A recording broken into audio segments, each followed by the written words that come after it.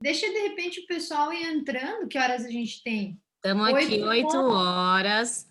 A gente insiste um pouco em começar pontualmente o Kirzum. E hoje estamos aqui com a Greta e com o William. E vamos ter um ótimo bate-papo sobre biomecânica. Vamos, adoramos. Tem aluno meu aqui. Oi, Hernani, tudo bem? Fala com Oi, a gente, oi, Greta. Oi, pessoal, tudo bem? como é que tá? Tudo jóia. Tava aqui na ansiedade já, falando, caramba, já acabou o expediente, mas não tem live ainda. Tem mais um gás aí pela frente. Mas, Ah, que legal. bacana, que bom que tu entrou. Obrigadão pela participação. Imagina, acompanha o pessoal aí, as suas atividades também. Acho que o pessoal curte bastante. Que Muito, bom, muito enriquecedor. legal. Obrigadão mesmo. Hoje a gente tá. Tu conhece pessoalmente o William? Não, Pessoalmente, pessoalmente, online. pessoalmente, onlinemente, não.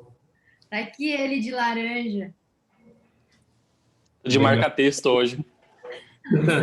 Aí sim. Ele veio para combinar com os slides, eu acho. Vocês combinaram isso? Vamos fazer juntos a apresentação? Não, pior é que não. E pior é que a Serena entrou também de laranja. Eu disse, pô, por que que vocês não me avisaram que eu também tinha botado um laranja?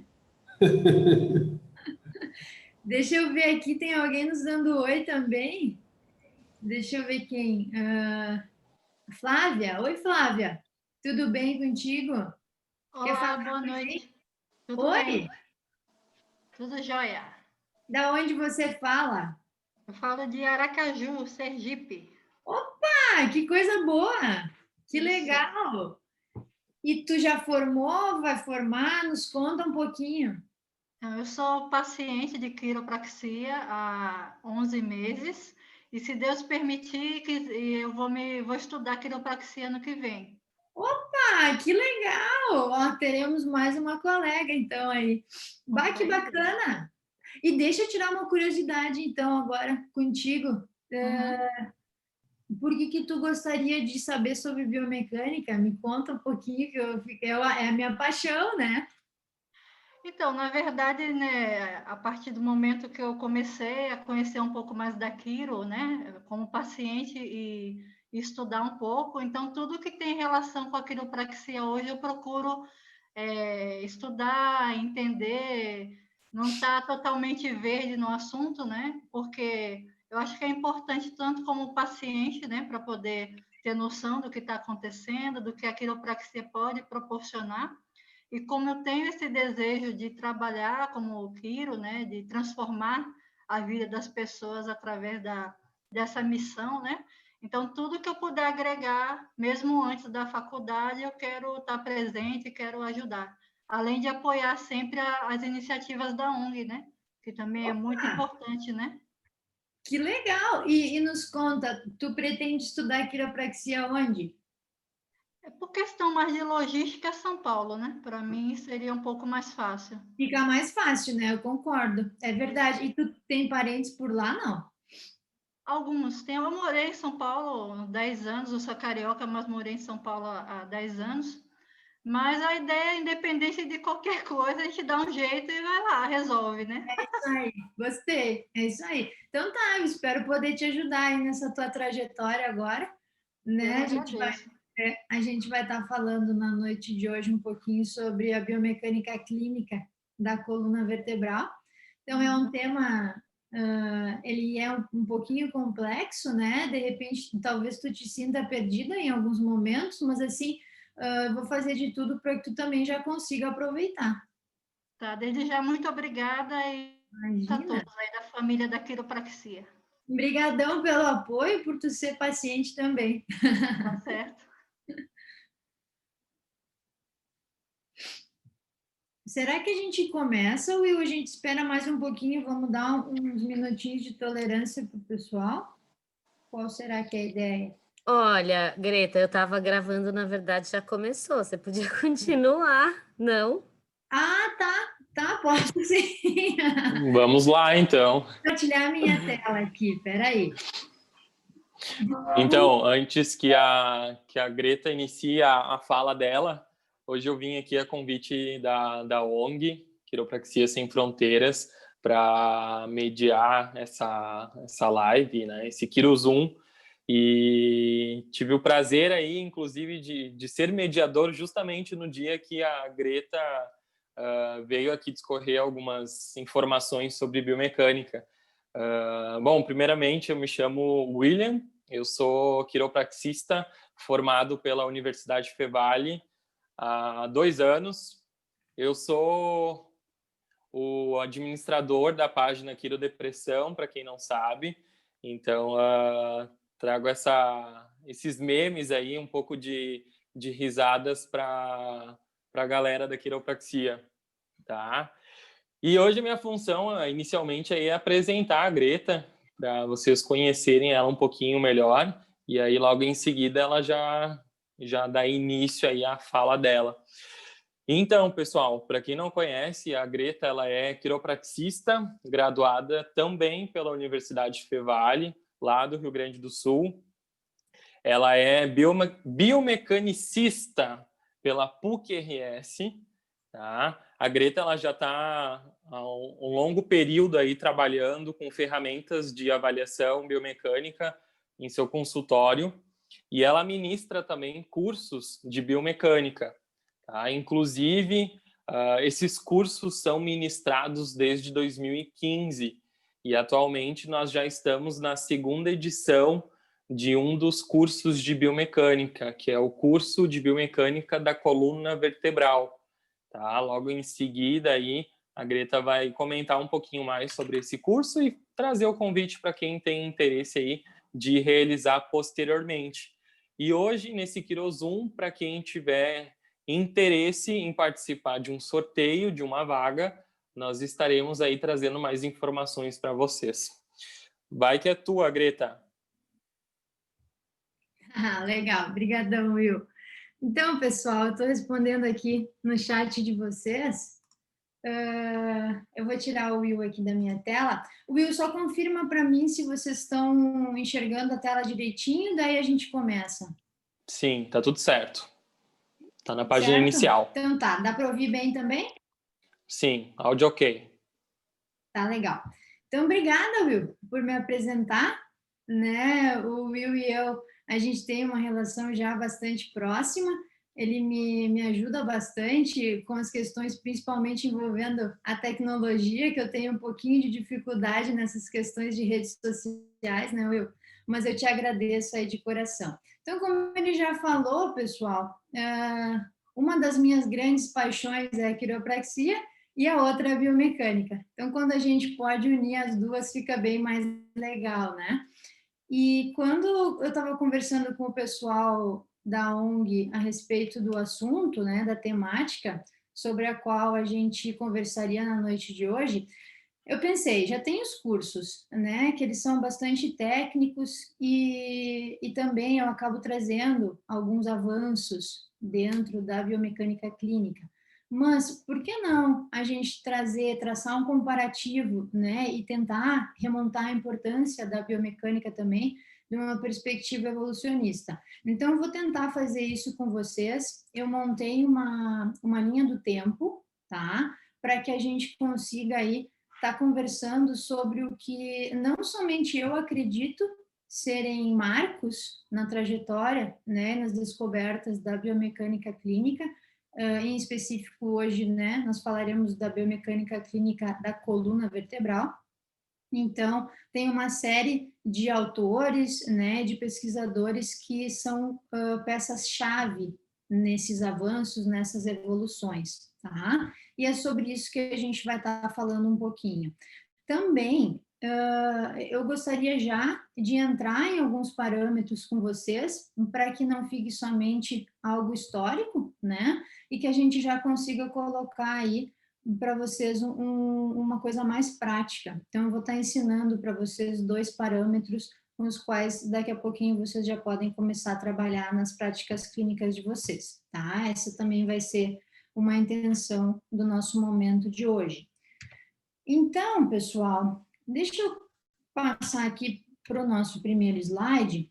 Antes de mais nada, eu gostaria de conversar com vocês sobre o objetivo da avaliação biomecânica na prática clínica, tá? Porque muita gente, e aí quem tem acompanhado os últimos cursos, as últimas lives tem visto que uma das grandes dificuldades, né, do quiropraxista é de trazer a biomecânica e as ferramentas da biomecânica para dentro dos consultórios e das clínicas, porque sempre se pensa que a biomecânica, ela precisa estar acompanhada de ferramentas e de instrumentos de avaliação extremamente arrojados, caros, né? Então, eu tenho tentado aí, ao longo dos últimos anos, desmistificar um pouquinho isso aí, tá? Essa ideia inicial que se tem, assim, em volta da biomecânica.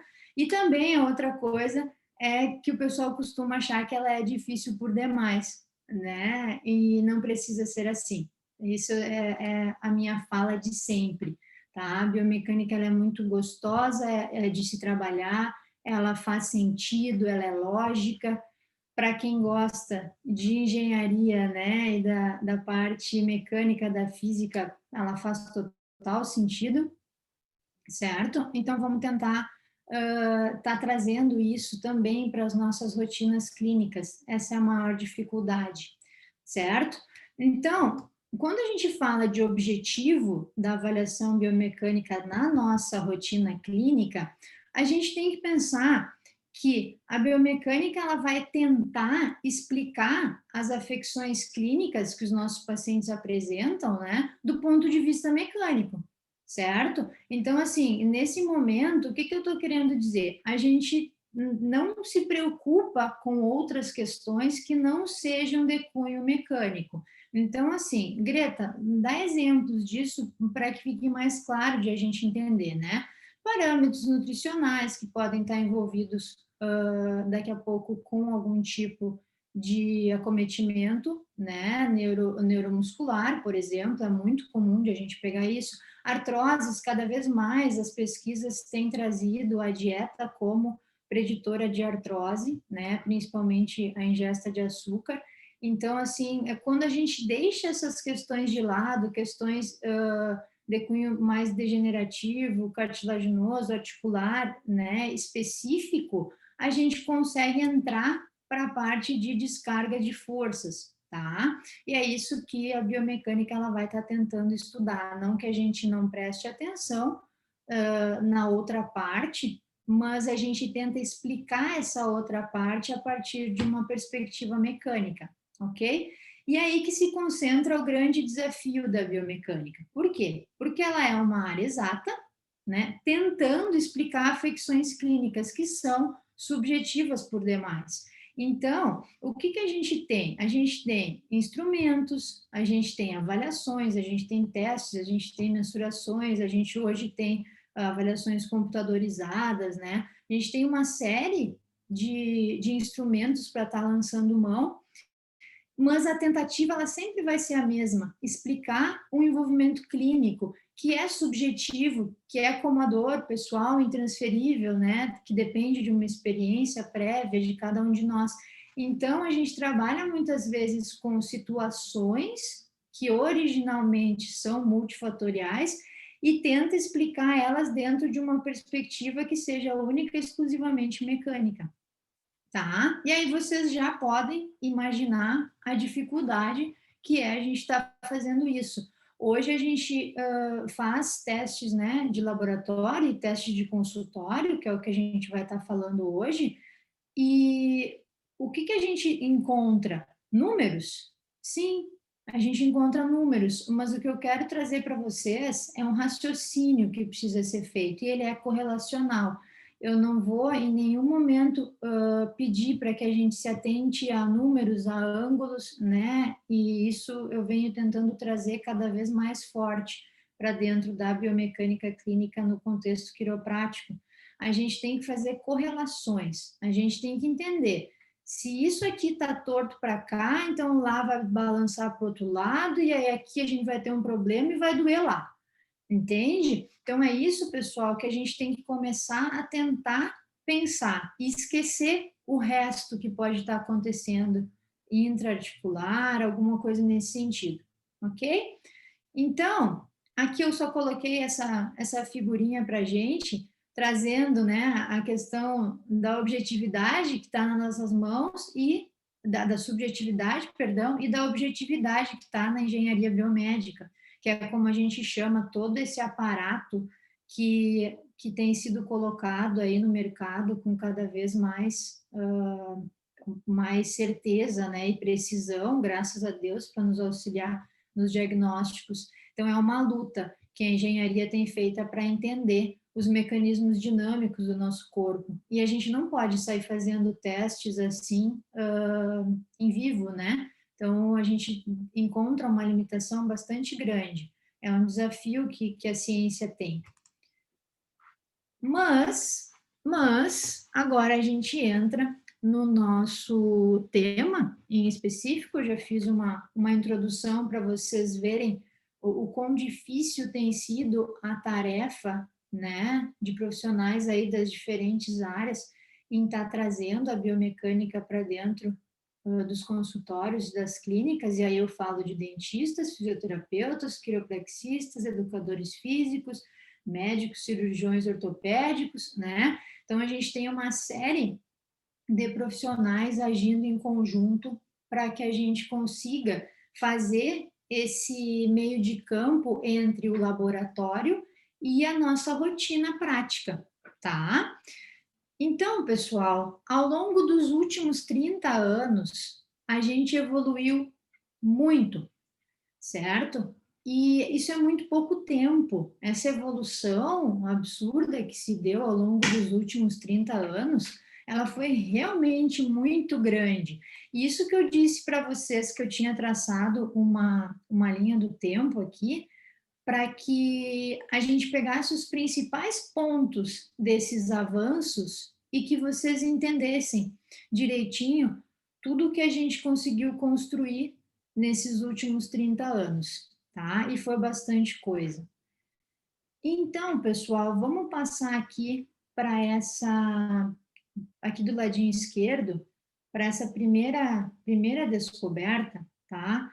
Em 1994, Jean Dubussé, ele acabou trazendo para a gente um conceito de cone of economy, ou efficiency conus, tá? O que é isso? Hoje a gente conhece como o princípio da eficiência mecânica. E esse princípio eu vou estar explicando ele para vocês bem devagar e bem fácil nos próximos slides, certo? Mas, quiropraticamente falando, a gente trabalha o tempo inteiro em cima desse conceito aqui.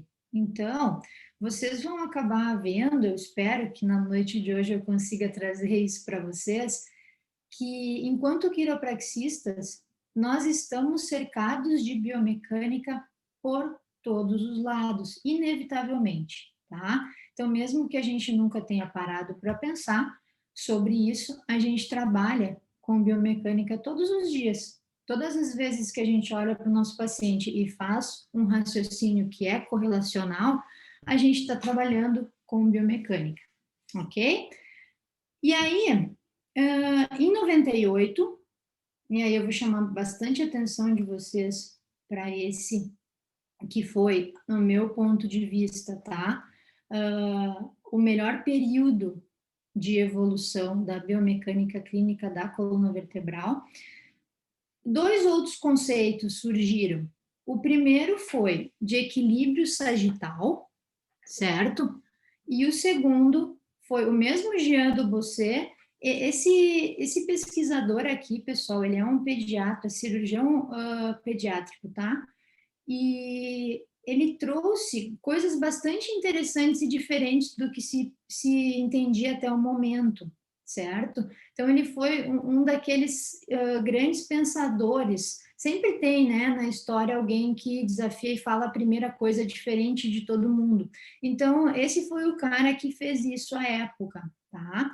E aí, uma das coisas que são interessantes que eu sempre trago nos meus slides é que ele foi aquele que chamou a pelve de vértebra pélvica ou de primeira vértebra, quando a gente esquecesse a C1, né? E se a gente olhasse, então, a coluna partindo da pelve, que a pelve seria a primeira vértebra da nossa coluna, dada a importância dela, tá? E a gente também vai entrar um pouquinho na noite de hoje sobre isso, certo? Para que vocês entendam o motivo pelo qual a pelve é tão importante. E aí, por último, pessoal, eu coloquei aqui o Glassman, que também teve uma importância fundamental nesse processo evolutivo, e o estudo dele data de 2005, ele tem outros, tá? Mas o que a gente está falando aqui, ele foi um estudo que trouxe para a gente as medidas de qualidade de vida relacionadas à saúde. Quais são elas? Dor e incapacidade, ok? Então, ele fez um traçado comparativo, correlacional, que eu também vou trazer para vocês hoje no final da minha apresentação, que ele fala que quanto mais inclinados para frente nós estivermos, tá? Mais a gente vai ter tendência a diminuir função e aumentar a dor, ok? Então, a partir dessa constatação acerca de função e de dor, começaram todos os outros estudos que datam depois de 2005, certo? Então, por isso que eu não segui colocando aqui, a gente tem Russoli, a gente tem Schwab, a gente tem Lafarge, a gente tem uma série de outros autores que seguiram estudando depois outros parâmetros biomecânicos, certo? Que o Glassman ele vai trazer a plumb line, que é o fio de prumo, né, a linha de prumo, como sendo o parâmetro de principal correlação com essas mensurações de qualidade de vida relacionadas à saúde, tá? E depois a gente tem, ele despertou a curiosidade de uma série de outros autores para a descoberta de outros parâmetros mais específicos. Hoje a gente tem parâmetros muito mais arrojados do que a linha de prumo, né? E muito mais específicos também. Então, ele foi aquele que iniciou a confusão toda. E depois vieram outros autores, e até hoje os estudiosos seguem tentando entender mecanicamente por que que a gente tem dor e por que que a gente tem diminuição de função, certo? Então, vamos começar entendendo esse cone de economia aqui. Lá em 1994, então, o Jean Dubussel, ele trouxe essa ideia para a gente, pessoal. Por que é o cone de economia? Aqui eu peguei a mesma imagem e coloquei um cone para a gente, só para que fique bastante fácil de entender, porque eu acho que a gente tem aqui, junto conosco hoje, participando alunos, né, e graduados, então eu vou tentar trazer de uma forma que não seja difícil para vocês entenderem, independente de que nível de estudo vocês tenham, tá? Então, pessoal, aqui é o cone, sendo que a base dele a gente chama de polígono de sustentação, ok? Aqui a gente tem a pelve no centro e aqui a gente tem a cabeça, obviamente, tá? E o que o Jean falava para a gente naquela época, então? Que quando nós tivermos, vamos imaginar esse rapaz que está aqui no centro, tá, pessoal? Que quando nós tivermos um corpo que está com o cone centrado, né, nesse polígono aqui, e daqui para cima, essa pessoa vai estar com o mínimo gasto de energia, ok? E é isso que traz o princípio da eficiência mecânica. O que ele remonta esse princípio? O conceito que a gente tem clássico na física de eficiência, né? Uma máquina, por exemplo, ela vai ser eficiente quando? Quando ela estiver funcionando bem e gastando pouco. Aí a gente diz que uma máquina ela é eficiente mecanicamente, tá? E o nosso corpo da igual forma. Então, quando eu estiver em ortostase, né? Quando eu estiver em pé e eu estiver gastando pouco, e aí a gente fala de custo energético, tá? Então é ATP mesmo. Quando eu estiver gastando pouco para me manter em ortostase, para me manter em pé, eu vou dizer que eu estou eficientemente colocada no espaço dentro de uma perspectiva mecânica, certo? E aí a gente tem o que seria a extrapolação desse princípio. Quais são as extrapolações que a gente vê nessa imagem?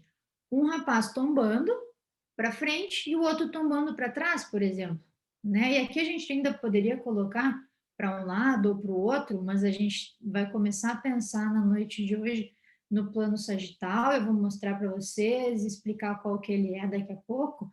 Então, eu queria que vocês pensassem que esse rapaz está tombado para frente e que esse rapaz está tombado para trás.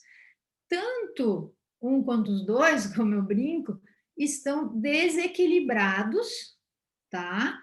E gastando mais do que deveriam para se manterem em pé. Ou seja, eles não estão eficientemente funcionando dentro de uma perspectiva mecânica, tá? Quem que está tendo que resolver aqui, tentar deixar eles equilibrados, né? Tem uma série de musculaturas que estão tentando trazer eles para o centro. Então, imaginem o quanto essas musculaturas estão gastando.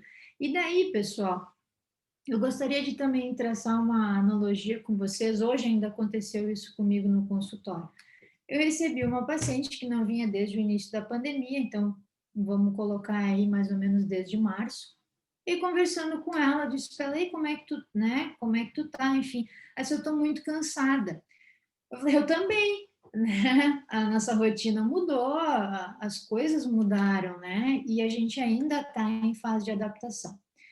E daí então ela disse, não, não é isso que eu tô falando. Eu me sinto cansada, com o meu corpo cansado. E aí, enfim, eu trabalho com plataforma de força. Eu disse, então vem, né? Vamos dar uma olhada, vamos fazer uma estabilometria, que é um teste específico. Coloquei ela em cima da plataforma de força e aí ela estava tombada para frente, né? Eu consegui constatar isso. E eu expliquei para ela, eu disse, mas é evidente que tu vai se sentir cansada no final do dia, porque só para tu te manter em pé, e ela trabalha em pé, só para tu te manter em pé, tu tá tendo um custo energético, né? Tu tá gastando uma energia absurda. Então, esse é um corpo, pessoal, que de um paciente que vai chegar para vocês e vai dizer: eu tô cansado, mesmo que aparentemente não tenha motivo para aquilo, tá? Então, dentro de uma perspectiva biomecânica, esse é um conceito que eu gostaria de trazer para vocês e gostaria que vocês sempre pensassem. A biomecânica ela está relacionada com o custo energético. Quando um corpo estiver em equilíbrio, ele vai estar gastando pouco, tá? E é evidente que isso vai repercutir em menos desgaste, em menos lesão, né? Então, aí a gente tem a parte que ela é mais clínica, daquelas duas que eu falei para vocês lá no início, ok? E aí, quando a gente sai desse cone, esses são os limites, né? Esse rapaz aqui está tombando, mas ele está dando um jeito ainda de se manter em pé. Esse aqui está tombado para trás, mas ele está dando um jeito, de igual forma, de se manter em pé. Quando a gente extrapola esses limites, sim, aí a gente cai, né? E aí a gente diz que, enfim, o corpo perdeu por completo a sua eficiência em termos mecânicos, ok?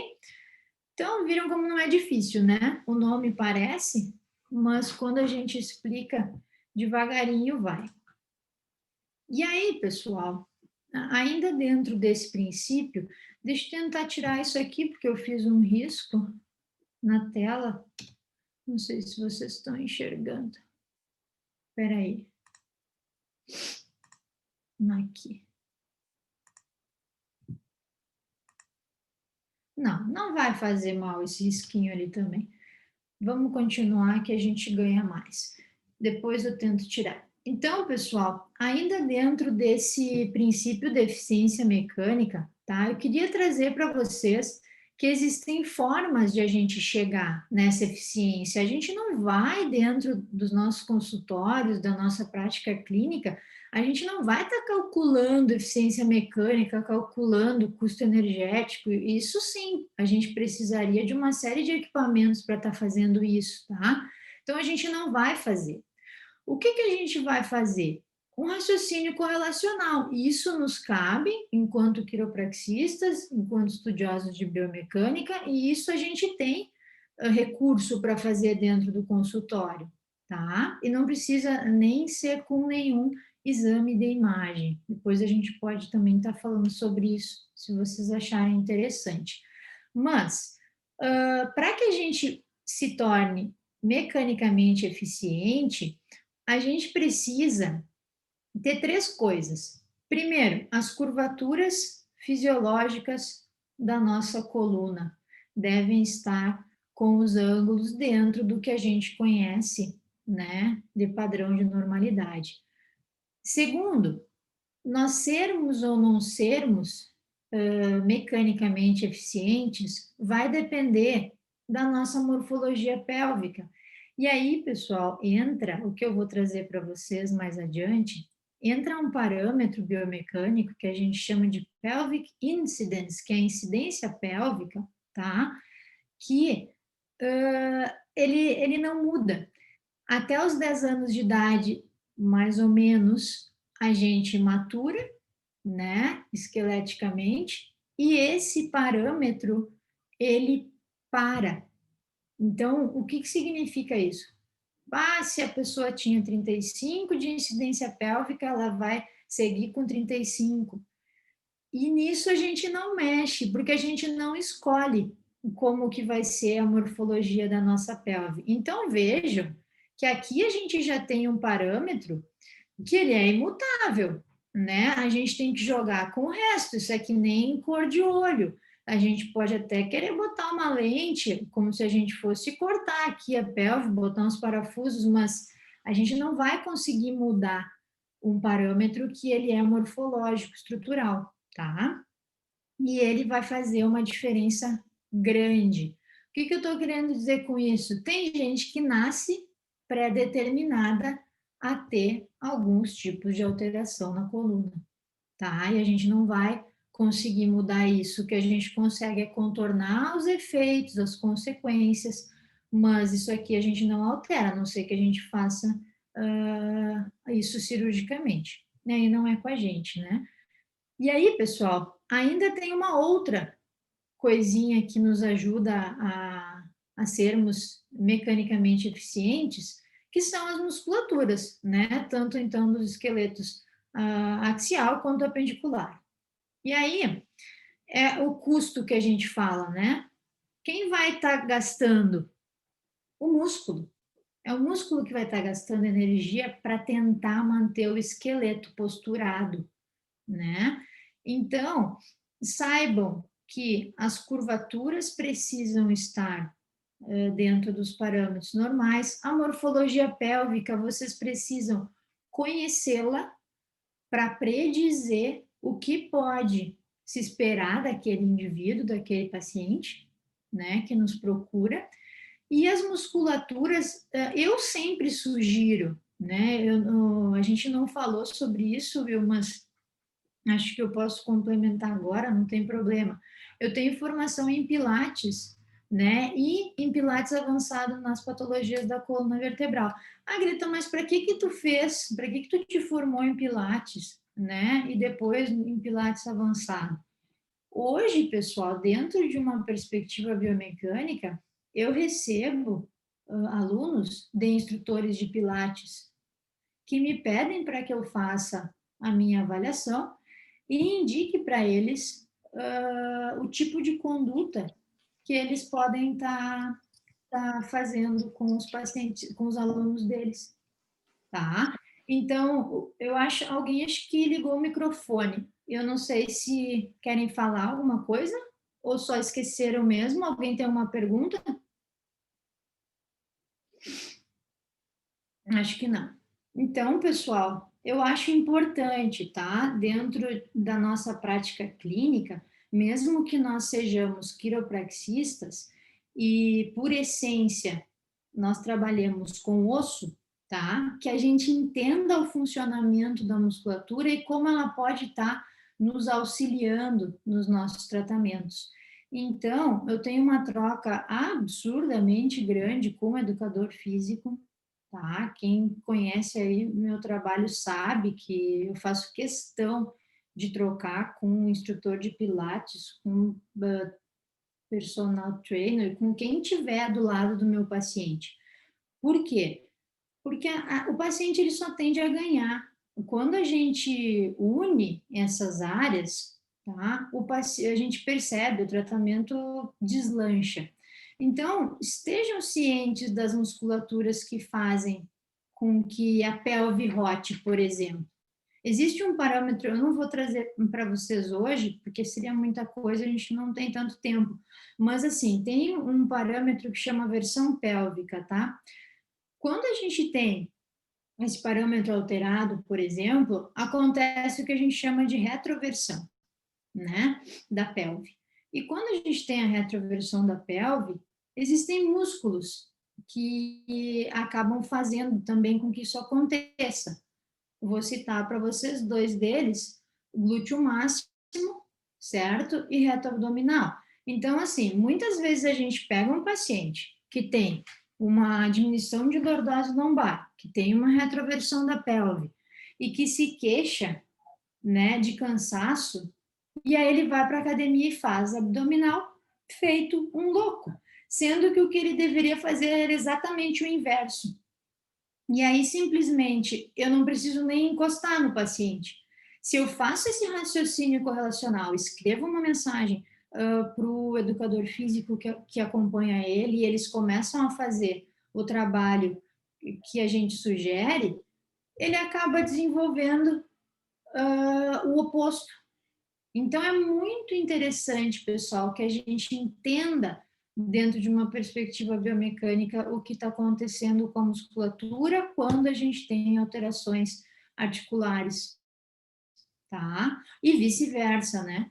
Então, atentem para isso também, eu acho importante. Tem gente que trabalha hoje com Graston, tem gente que trabalha com liberação, né? Dentro das áreas aí que vocês se afinizam mais, eu diria, saibam exatamente o funcionamento, tá?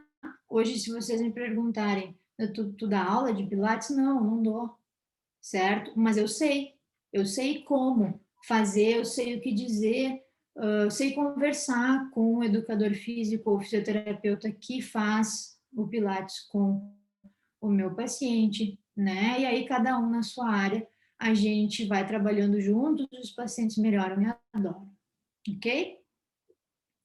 Então, do princípio da eficiência mecânica era isso, pessoal. Deixa eu só fazer um resumão com vocês antes da gente ir adiante. Vamos assim, eficientemente estaremos quando? Quando a gente estiver gastando pouco para ficar em pé, tá? Daí a gente vai estar mecanicamente eficiente, quando eu estiver gastando pouco para me manter em pé. Eu vou medir isso? Não, não vou medir. Quem que vai me dizer se eu estou gastando muito ou se eu estou gastando pouco? Isso aqui, se eu tiver com as curvas fisiológicas, né? E aí vamos pensar, cervical, torácica e lombar, tá, gente? Pensar em algo bem prático mesmo. Se eu tiver com as curvaturas fisiológicas dentro dos parâmetros de normalidade, se eu tiver conhecimento da morfologia pélvica, né, do meu paciente, que eu vou ensinar para vocês depois. E se eu souber quais são os músculos envolvidos, né, no desequilíbrio que eu encontrar nessas curvaturas aqui, aí eu já vou conseguir dizer se eu tô eficiente, né, ou se eu não tô mecanicamente eficiente. Ok? Então, vocês viram que não tem número nenhum nesse slide. A gente não precisa fazer cálculo nenhum. E aí vamos para 1998, que eu disse para vocês que era um outro momento, e para mim o mais importante deles, tá? Por que que o mais importante deles, pessoal? Porque ele trouxe para a gente, esse ano, né? Jean do Bosset, ele seguiu aqui trazendo para a gente a vértebra pélvica, né? Então, chamando a atenção para essa região aqui. Mas, o que a gente tem de mais importante, que data de 98, é o que Legai e os colegas trouxeram para a gente. Então, eles descobriram, gente, a pelvic incidence, que é a incidência pélvica.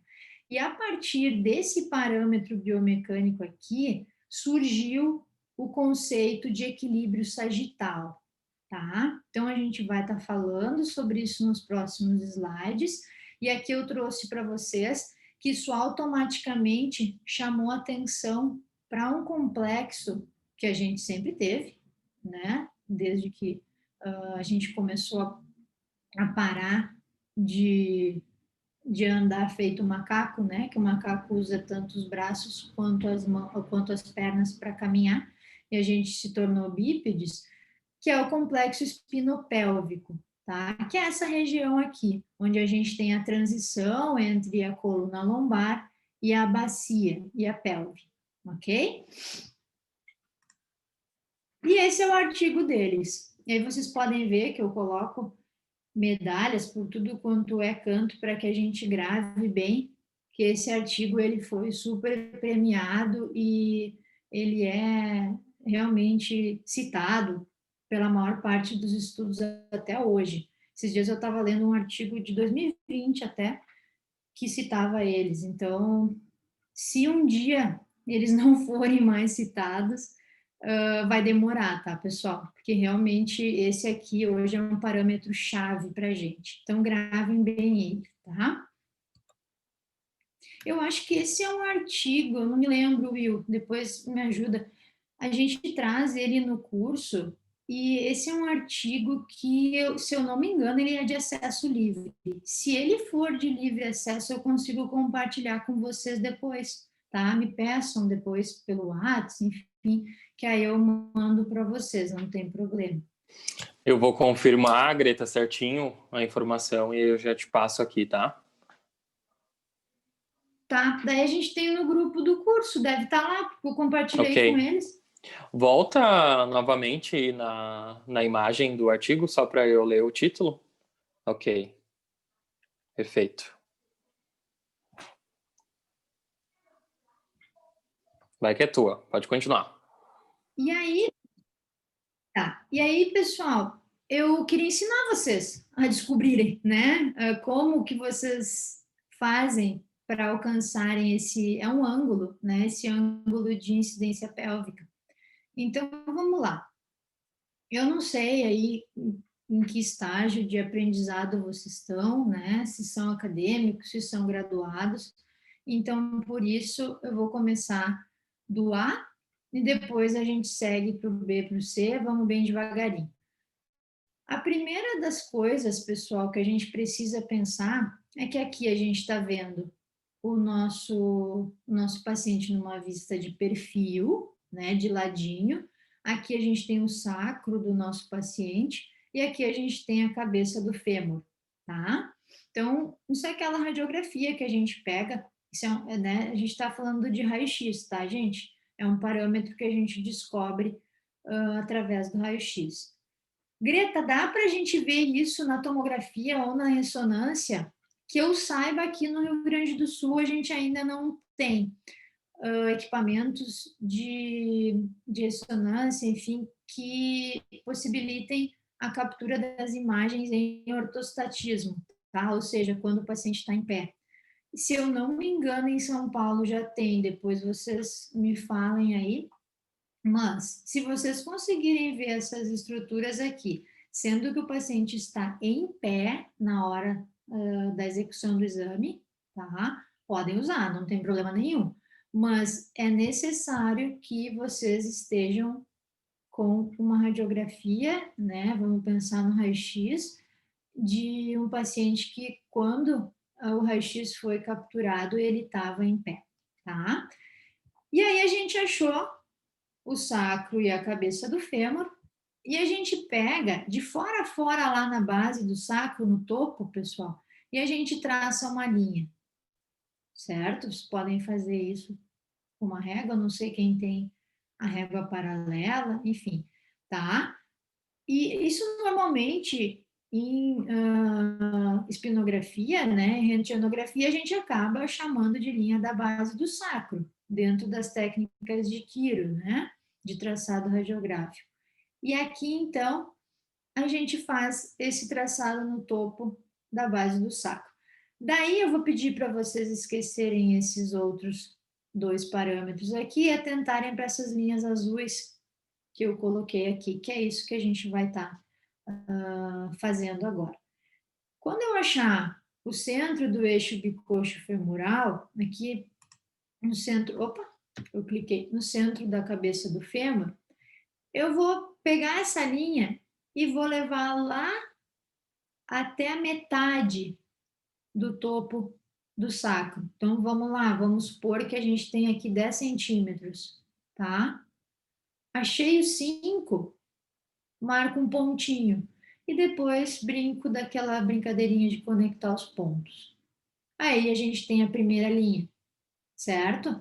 E aí depois eu vou pegar a minha régua e desse mesmo ponto aqui do centro do osso sacral, eu vou puxar uma linha que seja perpendicular a ele, ou seja, que forme aqui um ângulo de 90 graus com a linha da base do sacro, tá?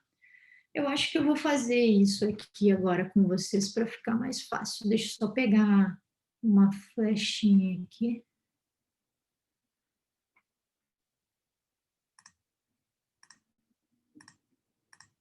Aqui. Ó, pessoal, a primeira linha, vocês devem estar vendo aí no cursor, Will, só confirma para mim. Sim, estamos vendo. Tá. Então, tá. Então, a primeira linha, pessoal, que eu tentei fazer retinha aqui, foi na linha, no topo do osso sacral, certo? Daí, vamos marcar aqui um pontinho central, né, fictício imaginário, tá? A gente encontrando o centro da cabeça do fêmur, a gente vai encontrar aquele ponto lá, ok?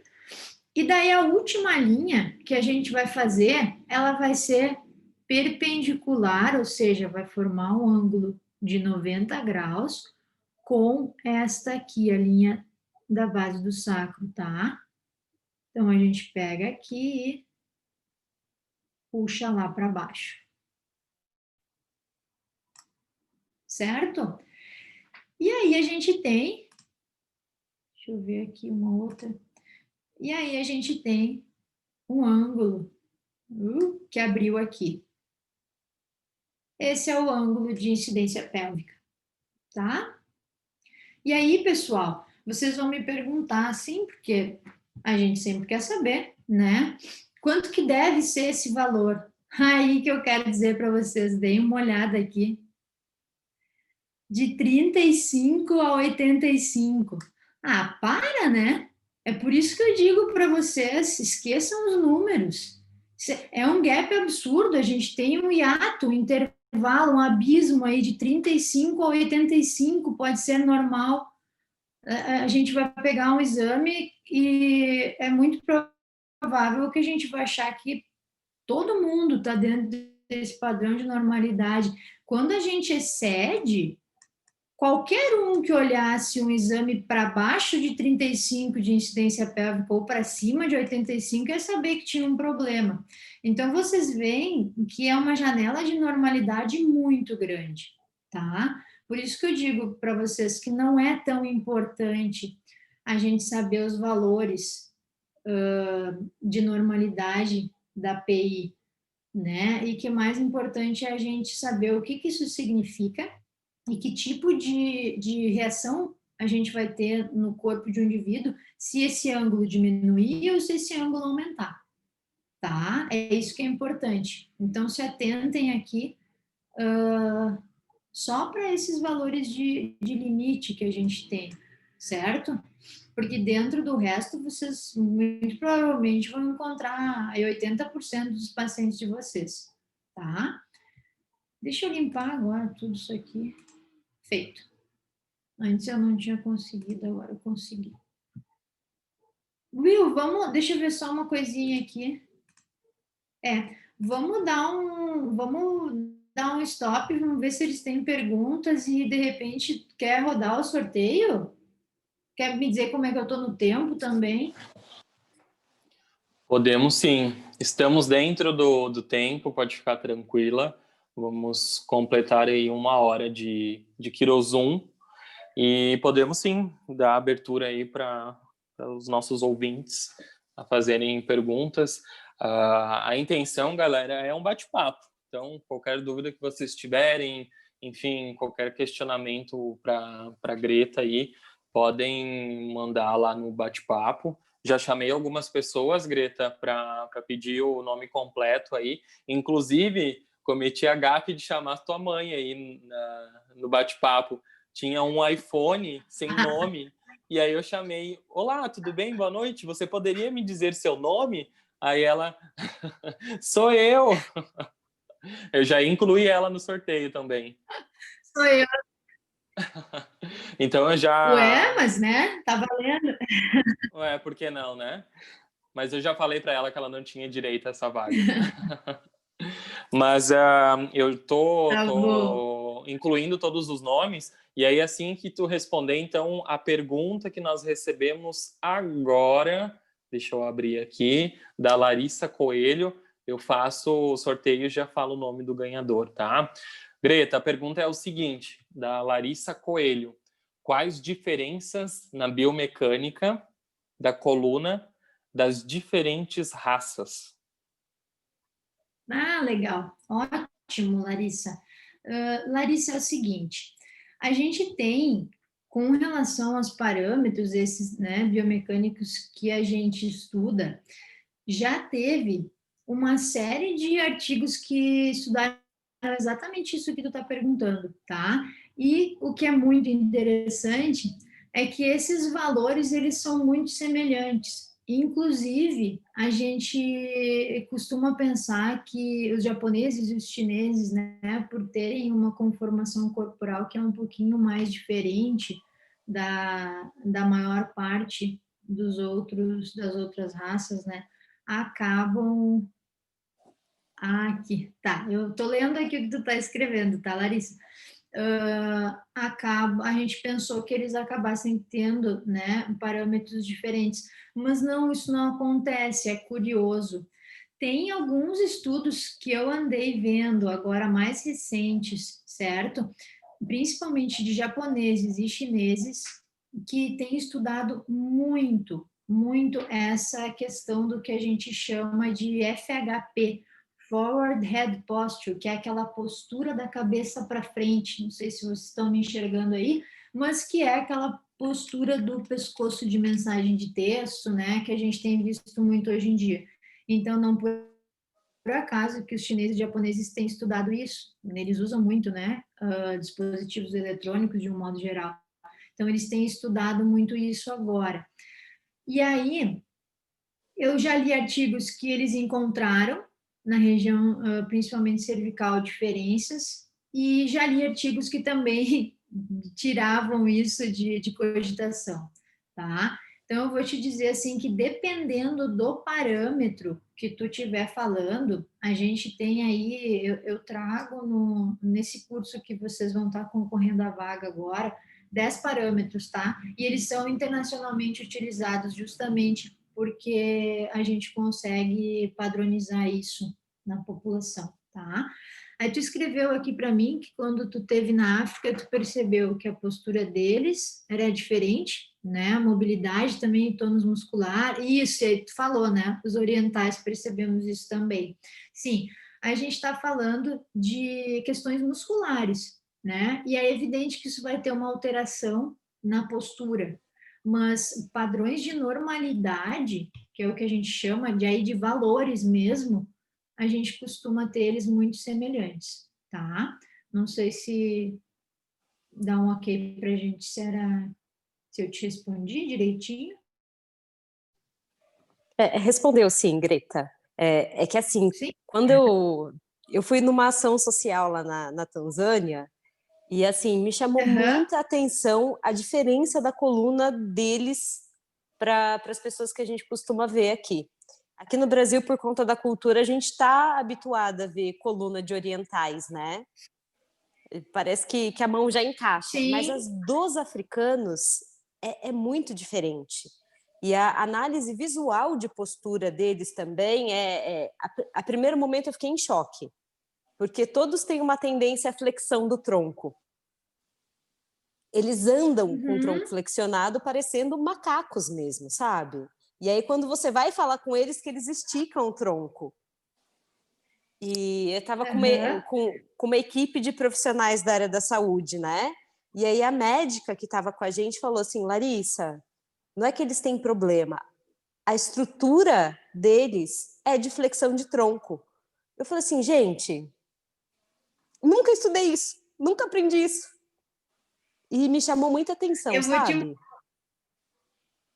Que legal, eu vou te mostrar aqui, na sequência a gente vai falar sobre justamente o parâmetro biomecânico, né, que o Glassman trouxe, não sei se tu estava no início da aula, ali em 2005, que chama Plumb Line, né, que é a linha de prumo. Então, assim, esse é o mais básico deles, o mais cru que a gente diz, o mais fácil de a gente obter, e ele é muito utilizado até hoje, tá? E realmente, essa tendência que tu tá comentando, Larissa, ela faz todo o sentido do mundo, certo? Dentro de uma perspectiva de cadeias musculares, daí por isso que eu te digo, a questão dos parâmetros biomecânicos, eles são estritamente relacionados a pontos anatômicos, né, que a gente demarca em estruturas ósseas, tá? Por isso que a gente usa radiografia, né, no caso desses parâmetros que eu trago para vocês.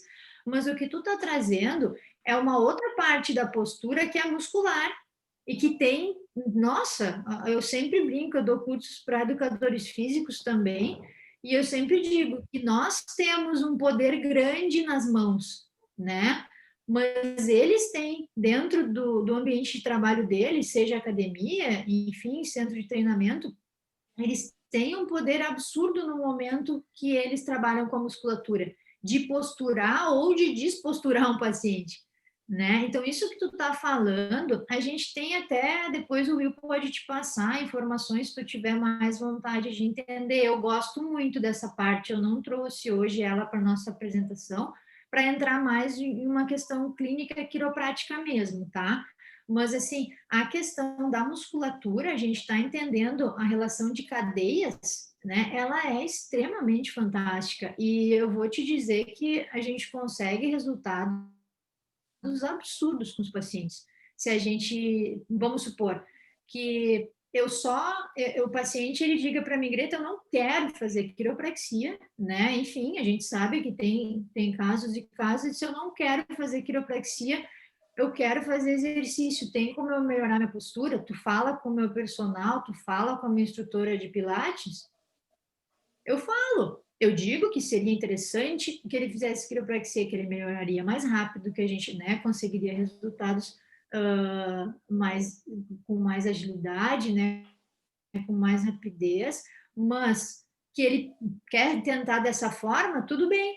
E aí a gente entra conversando, né, dentro de uma perspectiva biomecânica com o treinador dele, e a gente percebe essas alterações acontecerem. Então, tu está trazendo algo que é super comum e que a gente acaba sabendo, tá? E tem estudos da África, eu já li estudos, até posso procurar aqui nas minhas pastas de estudos para te mandar, mas é bem interessante. Eu quero, tu tá por falando de favor. uma coisa que cientificamente já é comprovado que eles têm essa cadeia mestre anterior, né, mais fechada, como a gente diz. E aí a gente tem todo um envolvimento, Larissa, de peitorais, né, fazendo com que realmente o paciente ele se feche mais, tá?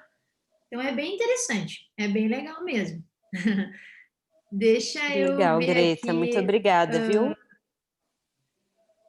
Imagina, aqui tem uma outra, a Serena, acho que escreveu pela ONG, que escreve uma coisa que eu ia entrar contigo agora, mas eu resolvi não falar, tá? Por causa do tempo mesmo. Mas assim, olha o que a Serena escreveu aqui interessante. Um povo oprimido, certo? E eu não sei se foi a intenção dela quando ela usou a questão de... Tem vários slides, Will, quando ela usou a questão de opressão, né? Mas vamos imaginar que seja um povo mais trabalhador, enfim, que todos trabalhamos, né? Isso, exato, que ela quer dizer quanto cultural interfere na postura. Isso, a gente diz, né? Postura é algo biopsicossocial. Então, a gente tem... É muito interessante isso, a gente vê alguns povos que são mais introspectivos, né? Ou desempenham tarefas que utilizam mais a parte da frente do corpo em detrimento a de trás, tá? A postura às vezes não é mais saudável, imagina no campo de concentração. Então tem toda essa questão, certo? Quem ganhou, Will? Fala. Podemos divulgar já? Pode. Olha, chega a ser engraçado. Foi a Larissa Coelho, e ela, inclusive, ela falou que ela gostaria de ter mais informações sobre... Olha aí, a ironia do destino, deu certo. Garantiu uma vaga no curso de biomecânica da Greta. Que legal, vai ser muito bem-vinda. Depois tu passa direitinho para ela, Will. Pode deixar, Larissa, eu vou te chamar no WhatsApp, me manda no reservado o teu número, por gentileza, que aí eu te passo todas as informações do curso, as datas, horários, como que vai ser a divisão dos módulos, enfim, para a gente trocar uma ideia e eu te explico certinho. Então tá. Parabéns, vai ser com certeza muito bem-vinda. Sim, pessoal, o que vocês escreveram aqui, né, no chatzinho, enquanto a gente estava conversando agora, realmente tem tudo a ver, essa questão cultural, essa questão de postura, a gente tem a questão de idade também, né, a questão do crescimento dos seios na menina, então tem uma série de coisas que a gente deve levar em consideração, tá? Vamos seguir, então, agora que vocês já sabem como descobrir a incidência pélvica, eu queria dizer para vocês, falar um pouquinho sobre aquele outro conceito que surgiu também em 98, que é de equilíbrio sagital. E não foi por acaso que a gente começou a pensar no plano sagital. Foi justamente depois desse artigo aqui, ter trazido para a gente a incidência pélvica, porque vocês lembram que é um parâmetro que a gente obtém através de uma vista de um perfil, tá? Então, pessoal, lembrando, e para quem ainda não teve, de repente, a cadeira de biomecânica ou em anato, não sei se vocês veem isso, mas a gente tem 3 planos corporais, tá? E às vezes a gente olha isso, o pessoal já acha horrível, e é muito fácil de entender. A gente tem aqui em verde o plano transverso, que vai ser aquele que vai dividir o nosso corpo em metades superior e inferior, tá? Aí a gente tem o plano frontal, que vai ser aquele que vai nos dividir em metades anterior e posterior, parte da frente e parte de trás do corpo. E aí a gente tem o plano sagital, que é o que a gente vai estar falando hoje, mais em específico, né? Já começamos, que é aquele que nos divide em metades direita e esquerda, tá? Então, eu lupei ele aqui pra gente, ele ficou grandão, porque é para ele que a gente deve focar agora os nossos esforços, as nossas atenções, tá? E aí, tem algumas leis que regem esse equilíbrio, tá, pessoal? E a forma mais fácil de a gente entender isso é essa aqui. a gente trazer uma lei de interdependência 1, lei de interdependência 2 e lei de interdependência 3.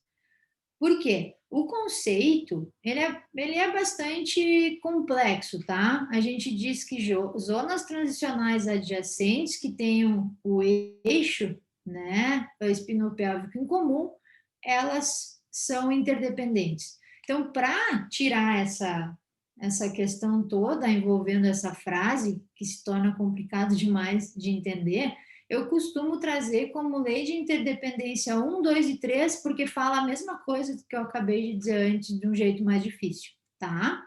Então, a lei de interdependência 1, pessoal, vai ser aquela que vai dizer que dependendo do que acontecer na minha pelve, vai gerar uma reação na minha lombar, tá? A lei de interdependência 2 vai dizer, então, que o que acontecer na minha lombar vai gerar uma alteração, uma resposta na minha dorsal, na minha torácica. E a lei de interdependência 3 defende a ideia de que o que acontecer na minha torácica vai gerar uma alteração, por conseguinte, na minha cervical, certo? Isso quando a gente está vendo um paciente no plano sagital, de ladinho, tá? Então, vocês vejam que eu devo ter causado uma confusão na cabeça de vocês, porque, ao menos dentro da minha formação, e como quiropraxista, eu sempre vi a importância maior, e a gente tem muito isso, inclusive, por um engano que a gente inicialmente entende que a escoliose ela acontece, né, no plano frontal, que a gente inclina para um lado ou para o outro, mas hoje a gente já sabe que ela é tridimensional. Interessante porque tem estudos que comprovam que esses dias eu ainda li que os pacientes que têm escoliose têm muito mais alteração em parâmetros biomecânicos envolvendo o plano sagital do que o coronal, que a gente esperaria que a gente tivesse mais alterações no plano coronal, tá?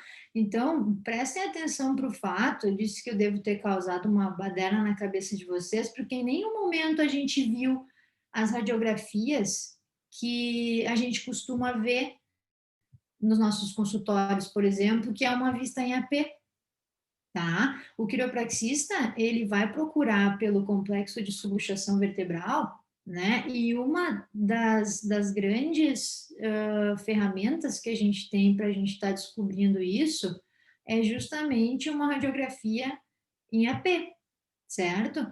E dentro da biomecânica, a gente hoje já sabe que a gente saber se o paciente está equilibrado no plano sagital, ou seja, quando ele está de ladinho, é extremamente importante. E, inclusive, preditor de desgaste, de degeneração, de lombalgia, né, de doença de Schauermann, de espondiloristese, enfim, de uma série de envolvimentos clínicos que hoje a gente pega no consultório, tá?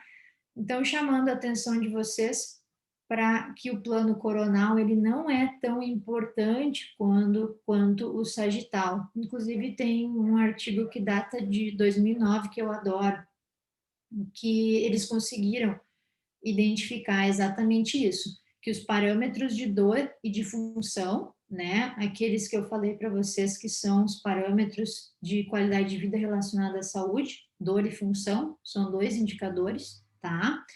Eles não encontraram relação, né, correlação significativa entre dor e diminuição de função e alterações no plano coronal.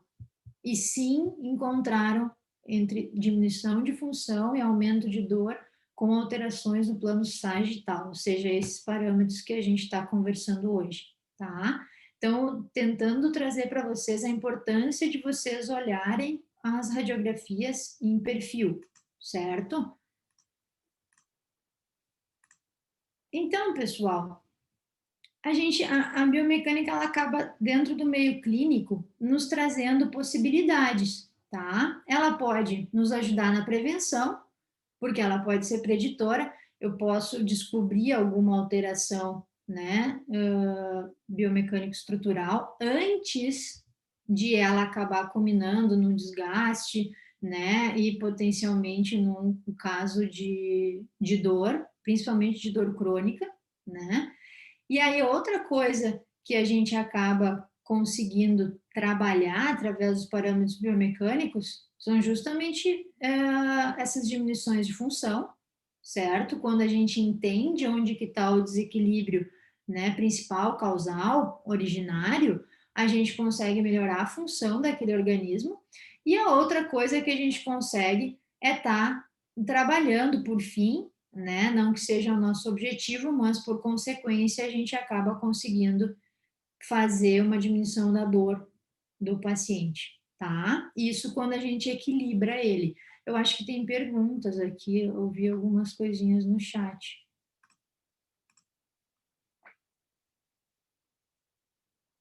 Ah, foi o Will. Fui eu, Greta. Eu estava, inclusive, conversando já com um aluno que Tá. pediu o arquivo, tá? Não, tranquilo. Tu sabe, né, Will, esses artigos que eu tenho, se eles forem de acesso aberto, né, eu passo sem problema nenhum. Se eles não forem, a gente respeita os autores e vocês sabem o quão chato eu sou com relação a isso, tá? De verdade. E aí, vocês compram eles, enfim, tá? Para dar crédito a quem realmente estudou. Deixa eu ver que tem mais gente aqui falando alguma coisa. Vocês podem abrir os microfones, tá, pessoal? Por favor. Se vocês deixarem, eu vou ir falando. Eu também. Tá, falem com o Will aí, então, se for referente ao artigo, e se for alguma dúvida, vocês podem me chamar aqui, tá? Faz assim, Will, diz assim, a gente tem 10 artigos, pessoal, que a gente compartilha, é mais fácil, que a gente compartilha com todos os alunos dos cursos, tá? Então, pega esses 10, Will, pega o WhatsApp deles, depois a gente manda para eles. A gente manda os 10 artigos para vocês, pessoal. É mais fácil. Olha só, de um artigo foi para 10. Vocês estão se saindo muito bem hoje. Pode deixar, eu estou pegando o WhatsApp de todos aqui. Tá. Artigo é para ser compartilhado, né, pessoal? Isso aí é que nem livro. Livro a gente tem que emprestar, tá? Então, vamos voltar aqui. Isso que eu estava falando com relação à biomecânica, ela pode nos oferecer possibilidades de profilaxia, né, que é uma das grandes verdades da quiropraxia. Ela pode fazer com que a gente aumente a função de um indivíduo e ainda, de lambuja, a gente diminua a dor dele, tá? Isso trabalhando em cima dos parâmetros. Deixa eu ver aqui. E aí, a gente tem um outro slide que eu trouxe para vocês, que é o que eu chamo de objetivo biomecânico do tratamento quiroprático, certo? Trazendo bem para a nossa realidade mesmo, trazendo a biomecânica para dentro do nosso consultório, né? Invadindo assim, chutando a porta, tá, pessoal? A porta de entrada. Que eu quero que realmente. Deixa eu tomar uma aguinha. Eu quero que realmente vocês comecem a pensar a biomecânica mais simples, mais fácil de ser utilizada, certo? E como uma ferramenta que traz para vocês respostas, né? E isso é muito importante. A gente chega a conclusões extremamente interessantes com os nossos pacientes e consegue traçar um plano de conduta que melhor se molde às necessidades deles. É muito interessante essa visão que a gente pode ter da mecânica corporal, tá? E aí o objetivo que eu trago para vocês do tratamento quiroprático, ele é justamente aquele que foi defendido lá por 94 pelo Dubussol, tá? Dubussé, perdão. E também, se não for assim, tá, gente? Que seja. Então, vocês lembram do princípio da eficiência mecânica? Então, é exatamente esse vai ser o nosso objetivo com o tratamento quiroprático. A gente vai estar tentando trazer para o nosso paciente, né? Para aquela pessoa que nos procura, um equilíbrio na distribuição das cargas axiais, tá? Para quê? Para que a gente consiga um baixo custo energético quando a gente estiver em ortostase. Então, o que isso quer dizer? Que a gente vai tentar, a todo custo, equilibrar as cargas que a gente tem. Cargas axiais são aquelas, né, de cima para baixo, eu sempre digo, crânio-caudais, né, que a gente fala, então aquelas que estão descendo, tá? Então, dependendo como essas cargas, elas caírem, falando bem fácil, caírem em cima de uma articulação, elas podem ou não causar alguma lesão ou virem a trazer algum tipo de degeneração ou algum envolvimento de cunho crônico, tá? E hoje a gente sabe que existe uma série de doenças crônico-degenerativas, né, que a gente recebe no consultório, e aí, por conta do desgaste, a gente acaba ficando muitas vezes de mãos atadas, né? Vou trazer um caso para vocês. O paciente me procurou com dor no joelho, tá, gente? Ah, eu tenho uma dor no joelho, já tinha 60 e poucos anos, então a gente consegue fazer um raciocínio biomecânico correlacional, que eu vou desenhar ele aqui para vocês, tá?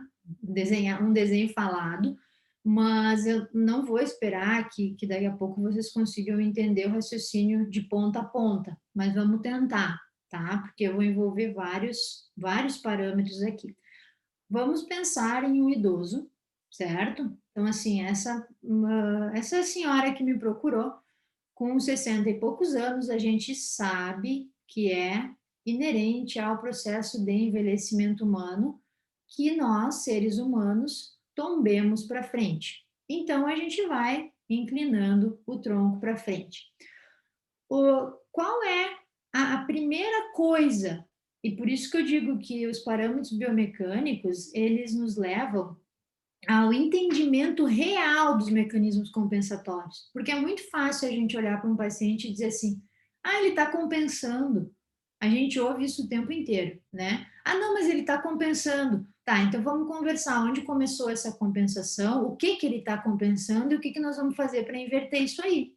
Esse é o raciocínio biomecânico que tem que ser feito. Então, vamos pensar nessa senhora que tombou para frente. O que o corpo dela vai tentar fazer a todo custo, tá? E vocês podem levantar aí e fazerem, que vocês estão com os pés cravados no chão e com o tronco caindo para frente. Para vocês não caírem, eu vou pedir para que vocês contraiam o bumbum bem forte, certo? O glúteo é um potente retroversor da pelve. Eu estou falando isso para vocês, tá? Então, assim, no momento que a gente retroverte a pelve, ou seja, a gente encaixa o bumbum, certo? Vocês vão perceber que aquela inclinação de tronco que estava quase tombando vocês diminuiu. A gente acionou o glúteo e ele deu uma travada naquela queda. Mas isso tem um custo, que foi a retroversão da pelve. Pelve retrovertida, diminuição de curvatura lombar. Podem colocar a mão na lombar de vocês, agora podem ficar em pezinho, só contrai o bumbum, vocês vão perceber que vocês perdem um pouquinho da lordose fisiológica, tá? Então, entram aí musculaturas, inclusive disco-tibiais, certo? Posterior da coxa, retroverte pelve. Isquiotibial é outro potente retroversor do quadril. Então, pessoal, esse é o primeiro mecanismo compensatório que o paciente de vocês vai fazer. O segundo deles qual é? Lembrem ainda da vovó, tá? Ou seja, ela tá, se não der uma bengala para ela ainda, ela tá tentando contrair glúteo, isquiotibial e reto abdominal, principalmente, mas enfim. E aí, o que ela vai tentar fazer depois disso? Não sei se vocês querem tentar aí, que alguém quer falar, quer ter uma ideia. Acho que não, né? Tá, então deixa eu dizer para vocês, pessoal. Ela já conseguiu dar uma travada naquilo, tá? A segunda coisa que ela vai fazer automaticamente, lembrem que ela tem dor no joelho, tá? Automaticamente é uma rotação externa da coxa femoral, certo? E isso é artrocinemática, isso vai acontecer. No momento que vocês contraem o glúteo ele é um rotador externo, tá? Então, ele vai dar uma rotada na bacia, na coxa femoral, tá? Vamos entender como coxa femoral. O que vai acontecer com o paciente, com essa senhora, se ela tiver a coxa femoral rotada externamente? Ela automaticamente vai entrar em varismo. Ela vai ter um ovário de joelho. E aí a gente explicou por que a vovó tem dor no joelho. Tá? E aí, se a gente fosse não pensar na biomecânica, gente, é evidente que eu vou pegar, eu me empolgo, que eu vou pegar uma radiografia dessa senhora, e aí eu vou olhar e vou dizer assim, nossa, tem diminuição do interespaço. Olha aqui, a gente olha e o espaço entre o fêmur e a tíbia está diminuído, está quase um osso encostando no outro, se ela já não tem sindesmófito, ou osteofitose, tá? Bico de papagaio no joelho. Então, assim, a gente já começa a dizer um monte de coisa de nome feio para ela. Ah, mas a senhora tem artrose. Sim, isso tudo é esperado que a gente vai encontrar numa radiografia de uma senhora. Precisa pedir a radiografia dela ou precisa pedir uma ressonância, que nem é muito fácil do quiropraxista pedir hoje em dia. Por isso que eu digo, a gente tem que muitas vezes parar de querer trabalhar com exames e coisas que nos deem as respostas e pensar, tá, pessoal? E é uma provocação que eu faço porque eu gosto da biomecânica e o raciocínio clínico ele precisa ser correlacional. Vocês vejam que eu saí de uma inclinação de tronco e cheguei na dor do joelho dela. E isso é um caso real que eu peguei no meu consultório. E aí eu vou dizer para vocês, vocês acham que eu ajustei a tíbia dela? Oi, quase caiu uma luz aqui. Vocês acham que eu ajustei a tíbia dela? Vocês acham que eu ajustei a patela dela? Eu não, aquilo estava tudo grudado.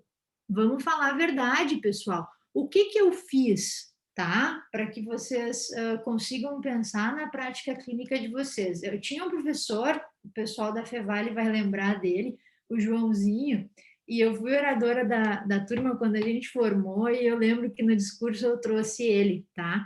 Ele dizia para nós durante as aulas, e às vezes quando eu falo nos cursos, né, nas palestras, que eu não mexi no pessoal, às vezes alguns quiropraxistas não gostam. Como que tu não ajustou, né? E o Joãozinho, ele dizia justamente isso, ele olhava para nós durante a aula e ele dizia, e aí ele mostrava casos, né, e dizia, ajusta ou não ajusta? E realmente, pessoal, a grande diferença daquele quiropraxista que entende o que está acontecendo, né, e que respeita a individualidade biológica de cada um, para aquele que sai ajustando tudo, ela consiste nisso, em saber quando que, entre aspas, a gente bota a mão e quando a gente não bota, tá? E esse foi um caso onde eu fui com muita paciência comendo pelas beiradas, certo? Mas eu, em momento algum, eu mexi no joelho dela. Ela estava com dor, ela tinha adesão, né? Então não era momento para. Ah, nem mobilização, Greta. Não, aí vai depender do caso, tá, pessoal? Mas para aquela senhora em específico, não, ela não tolerava nenhum tipo de procedimento de mobilização, certo? Então, o que a gente foi tentando fazer aos poucos, e por isso que eu digo, trabalhem em equipe, que o paciente de vocês tende a ganhar, né? Eu fui conversando com a fisioterapeuta, eu fui conversando com o educador físico, a gente foi dando um jeito de quê? De mexer no joelho dessa senhora? Não. De mexer no quadril dessa senhora? Sim, né? Mas de trazer o tronco, de trazer a cabeça dela para cima do tronco de novo e do tronco para cima da pelve. Porque lembrem que a gente começou a história falando da tomba dela para frente, né? Que ela era uma paciente tombada para frente. Tá, pessoal? Então, por isso que eu digo que imaginem o custo energético, né? E o erro de distribuição de cargas axiais que essa senhora estava tendo. Ela estava colocando uma descarga corporal em locais que nem foram feitos para isso, certo? E é evidente que ia doer. E o joelho dela que começou a chiar, tá? Alguém tem alguma pergunta com relação a esse caso? Porque aí eu fiz um apanhado grande já, pessoal. E isso não tem slide nenhum, tá? É uma construção que a gente vai fazendo. Mas Tem umas escritas aqui, deixa eu ver se são perguntas. Não, não são. São vocês aí pedindo os artigos. Então, vamos seguir, gente. E aí, eu queria trazer para vocês, assim, eu sei que a imagem é confusa, tá? Para mim ela é linda, mas, assim, uma provocação que eu faço, o que vocês encontraram, né? A ponto de interrogação que está aqui. De principal diferença entre as imagens, tirando o mundaréu de risco, tá, gente? Isso, não vou expor nenhum de vocês, tá? Eu faço essas perguntas, mas para que vocês se perguntem. E agora eu vou responder para vocês, é o seguinte, se a gente for olhar essa imagem aqui, né, ela é muito comum, talvez alguns já conheçam esse tipo de traçado angular, mas assim, o que eu quero que vocês prestem atenção é que ela não leva em consideração a região pélvica, tá? Então, a gente tem aqui, para determinação do ângulo de lordose lombar, a gente usa a base do sacro e deu, acabou ali. Daqui para baixo não acontece nada, certo? E esse foi o pulo do gato na biomecânica clínica da coluna vertebral que esses caras aqui trouxeram, ó, tá? Por isso que eu digo para vocês, prestem atenção, porque dali para frente as coisas começaram a deslanchar, a evoluir. A gente teve um avanço absurdo ao longo dos últimos 30 anos e o crédito maior deve ser dado para esse indicador aqui, que é o PI que eu ensinei para vocês. Então, pessoal, se vocês forem ver, existe uma série de outros parâmetros aqui e existem muito mais, tá? Mas o que é importante que vocês prestem atenção é que alguém resolveu olhar para o que a gente tem em volta do sacro, que são os dois ilíacos, o fêmur e o que acontece, tanto para baixo quanto para cima disso aí. Então, se a gente for pensar, a pelve é o nosso eixo do corpo, por isso que ela é tão importante. E como bons quiropraxistas, a gente avalia a pelve, certo? Por isso que eu digo, a nossa prática clínica, ela está rodeada de biomecânica, mesmo que a gente não saiba disso, e que, infelizmente, a gente explore ainda muito pouco. É um campo que, enfim, eu tenho tido aqui no Brasil uma tentativa forte de trazer cada vez mais a biomecânica para dentro da nossa prática clínica, mas, inclusive, existe uma resistência por parte da nossa classe e eu acredito que tem relação com essa ideia inicial de que a gente precise ter muitos equipamentos, de que ela seja muito difícil. Então, eu tenho tentado aí simplificar isso, tá? Espero estar conseguindo cumprir essa tarefa aí. Gente, aí, como eu disse para vocês, que a gente já está terminando, tá? Que não era para a gente pensar nos valores, né? Mas sim que a gente pense que quando esse ângulo for menorzinho, e aí eu fiz ele aqui num quadradinho menor, ele vai, e aí, claro, eu não tenho como explicar isso tudo para vocês agora, tá, pessoal? Mas saibam que incidências pélvicas mais baixas, isso é o importante. São preditores de doença degenerativa discal, de hérnia de disco e de artrite facetária, tá? E quando a gente tiver valores de incidência pélvica um pouco mais elevados, a gente pode esperar, né, por escorregamentos de vértebra, tá? Então, tenham isso em mente, isso é o mais importante para a gente agora. E entrando no último que eu prometi para vocês, aqui está o artigo que data de 2005 do Glassman, que foi o outro grande marco, né? E aí entra também muito da pergunta da Larissa, porque esse é o parâmetro que foi inicialmente construído para que a gente pudesse verificar se o indivíduo está tombado ou não para frente, certo? Então, a gente chama de... Tudo em inglês, tá, pessoal? Não tem como a gente querer fugir disso, né? Hoje é uma coisa que a gente sabe, já virou padrão, tá? Então, a gente chama de plumb line, tá? Que é a linha de prumo, e eu vou ensinar vocês a construírem ela também numa radiografia de perfil, certo? Então, vamos lá. O que a gente faz? A gente primeiro vai traçar uma linha, aqui a gente vai pegar a lateral do filme radiográfico, tá, pessoal? E aí, pode falar. Quer falar, Rafael? Não, desculpa. Tá, não, tranquilo. Eu tenho uma pergunta aqui do Hernani, vamos só antes da gente entrar na linha do prumo, vamos responder para ele. Ele pergunta assim, ó, pessoas com uma vértebra lombar a mais, pode ter maior prevalência de disfunções da pelve, como, por exemplo, espondilolistese? Depende, Hernani, né? Depende, Hernani, tá? Por que eu digo que depende? A espondilolistese, tu vai ver isso no curso, eu sei que tu tá inscrito, tá? A espondilolistese, ela é um escorregamento da vértebra, certo? Essa é a definição que a gente tem. Ela pode ser tanto retrolistese, aquela espondilolistese, né? Aquele escorregamento que vai para trás, quanto aquele escorregamento que vai para frente. Então, tu está perguntando aqui, pelo que eu estou entendendo, são de vértebras, aquelas vértebras de transição. Às vezes a gente tem uma lombarização sacral e às vezes a gente tem uma sacralização lombar, né? Uma vértebra que deveria ser de uma região e que adotou características da outra, né? Então, deve ser isso que tu está falando. Isso, tá, beleza. Então, assim, eu não sei que tipo de disfunção da pelve tu tá falando, tá? Tirando a espondilolistese, porque a espondilolistese, ela vai ser uma disfunção da região lombar, certo?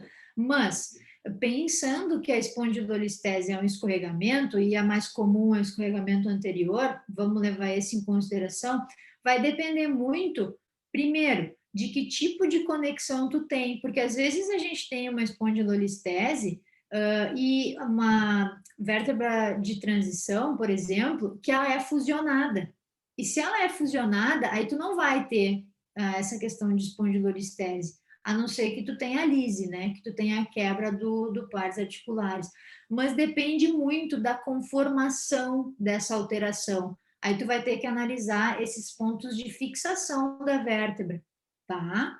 Isso é interessante. Outra coisa que agora te respondendo me passou pela cabeça é que dentro de uma ideia de biomecânica, no momento que a gente tem essas alterações, né, de vértebra que era para ser de uma região e acabou assumindo característica de outra, a gente tem que cuidar muito que tipo de mobilidade ela levou junto. Se ela está tendo mobilidade de lombar ou se ela está resolvendo ter algum tipo de característica de imobilidade da região sacral. E daí também tu pode predizer essa questão de espondilolistese, tá? Não é muito fácil de tu determinar isso, né? Não é tão simples assim como parece. Tu vai ter que analisar uma série de fatores, inclusive a musculatura, porque hoje a gente sabe, tem uma série de pessoas, as espondilolisteses, né, as espondilopatias, por exemplo, se o paciente ele é sintomático, às vezes até grau 3 não se cirurgia.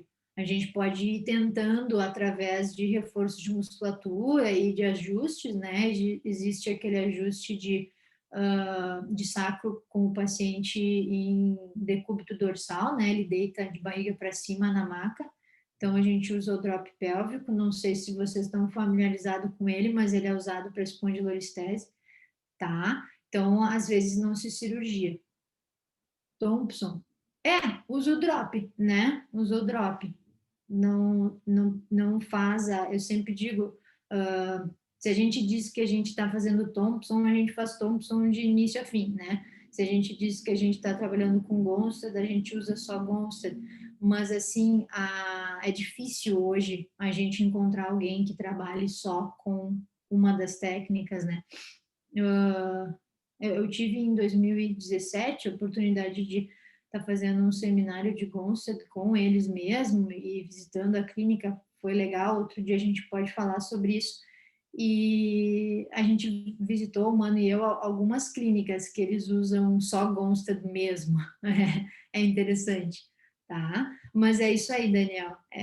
A ideia é do drop, Hernani, certo? Imagina.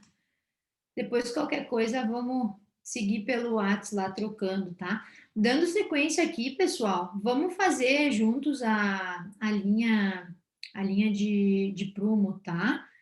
Então, vocês vão pegar a lateral do filme radiográfico e aí a gente vai ter uma linha que a gente chama de B, né? O que vocês vão fazer? Vocês vão encontrar um ponto no centro do corpo da vértebra C7 e vocês também vão encontrar, já vamos marcar lá de baixo, um pontinho lá na parte mais superior e posterior do platô do sacro, certo?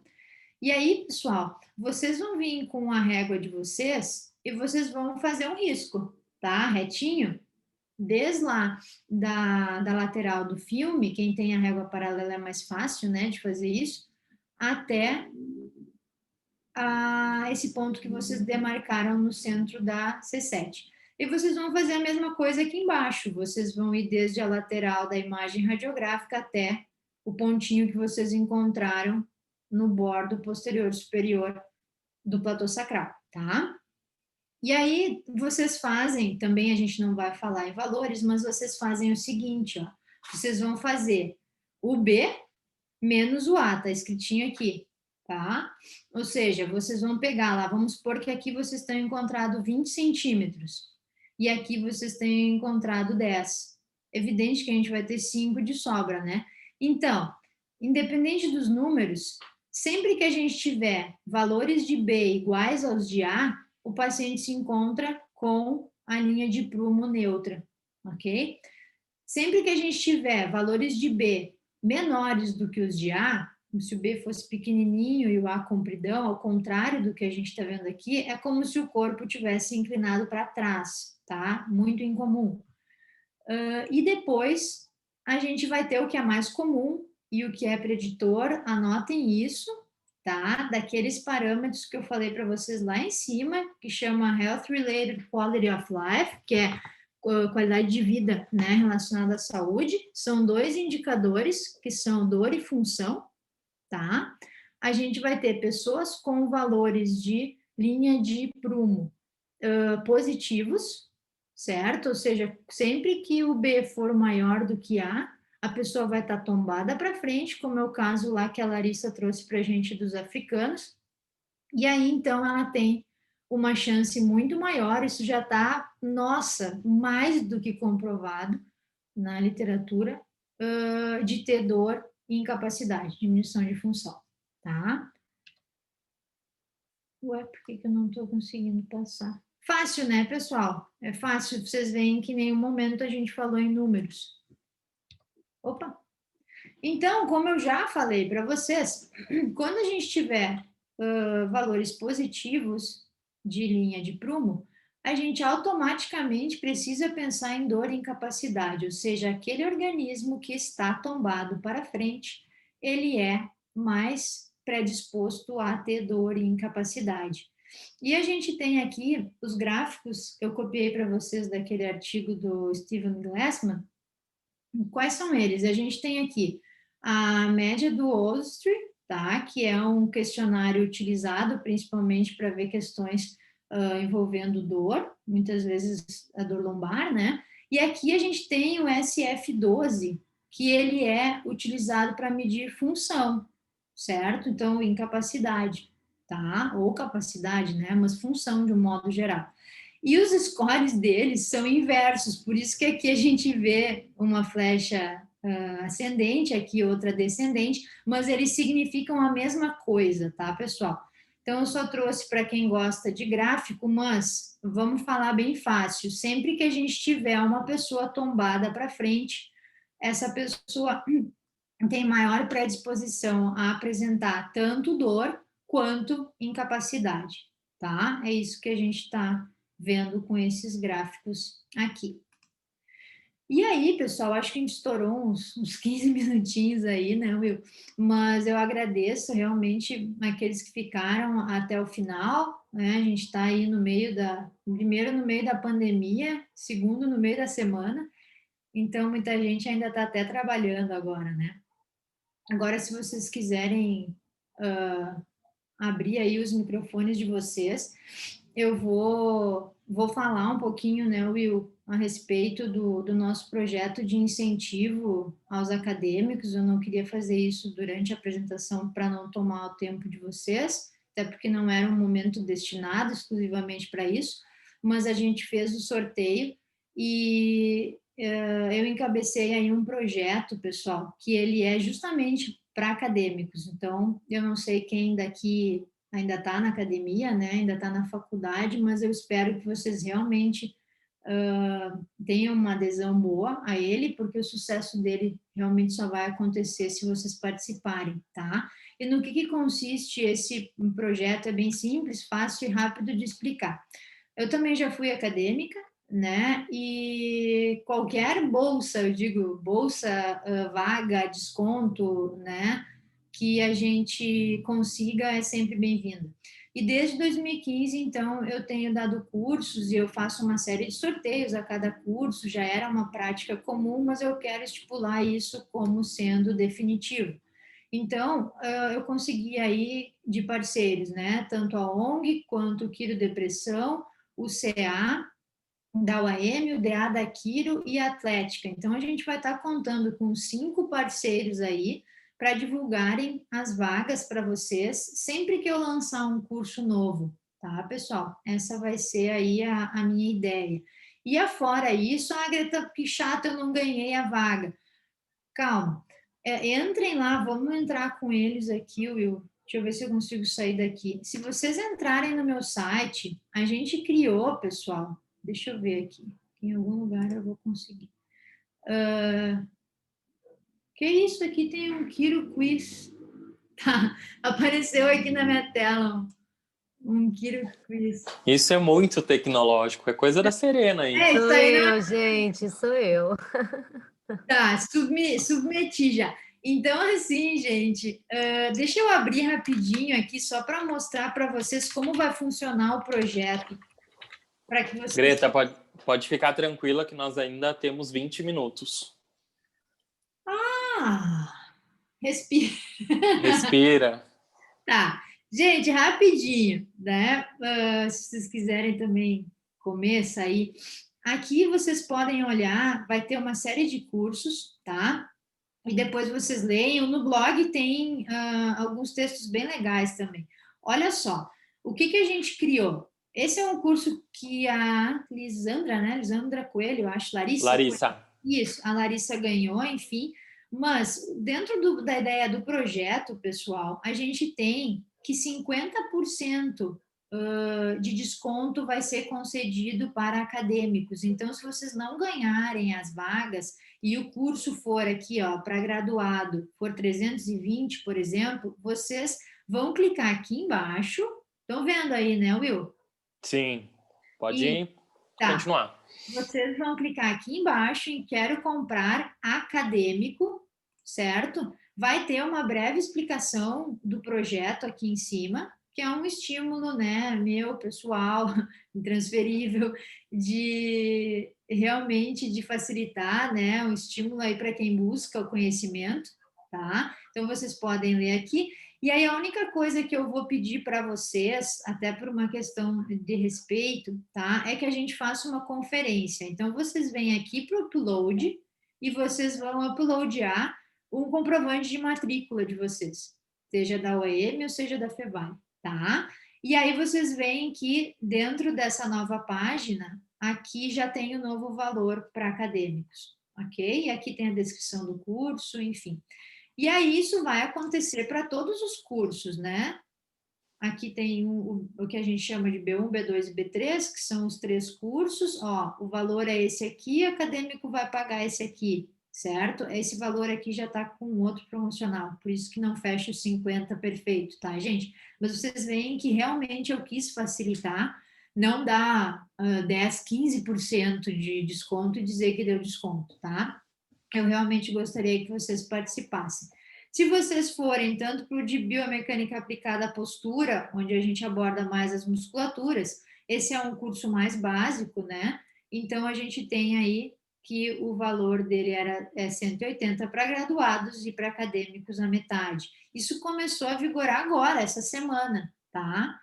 E aqui também a mesma coisa. E em qualquer um que vocês clicarem ali sendo acadêmicos, vocês vão ser reportados a essa página que vocês pagam a metade. Só não esqueçam de fazer o upload e de marcar aqui os negócios e clicar nos sininhos de como é que é, Will, nos sininhos das notificações.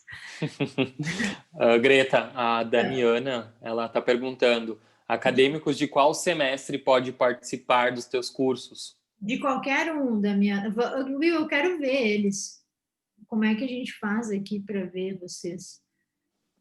Para de compartilhar sua tela, Greta, e daí abre todo mundo. Tá.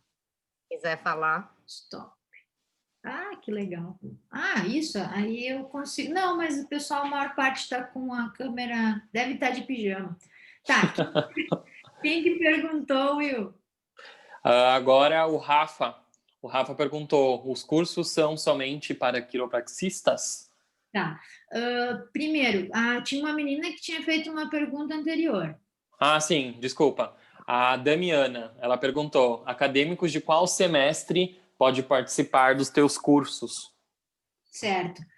Damiana, né? De qualquer semestre, tá? A gente, é evidente que eu sempre digo, né? Que vocês vão conseguir aproveitar a parte, principalmente de traçado radiográfico, quando vocês tiverem o contato com as radiografias, tá? Mas o entendimento, né, o Will, tu já fez, enfim, acompanha os cursos, o entendimento, ele é mais ou menos nesse sentido de que eu expliquei hoje para vocês, tentando facilitar as coisas, né? Só que com mais tempo, a gente faz os traçados todos juntos, né? É uma coisa assim que eu explico daí as correlações clínicas, porque não adianta a gente saber os parâmetros, não saber o que eles significam, né?